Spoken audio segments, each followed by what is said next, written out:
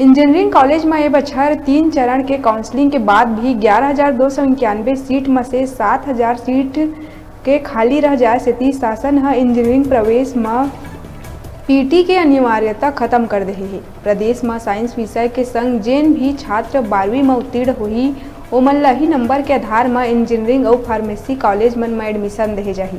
PT में कम परीक्षार्थी शामिल होए के बाद से ही आशंका रहीस के एदरी प्रवेश कम होही और काफ़ी सीट खाली रह सकत है और होइस भी यही। 3 चरण के काउंसलिंग के बाद कॉलेज खाली रह गई। अब तक इंजीनियरिंग कॉलेज में केवल 4,246 छात्र मन प्रवेश लिए हैं। एमाले भी सबो तीनों सरकारी इंजीनियरिंग कॉलेज और 2-3 निजी कॉलेज के सीट ही ज़्यादा भरे हैं। प्रदेश के 33 कॉलेज में से अधिकांश में 10% सीट भरे हैं, बाकी खाली रह गए हैं।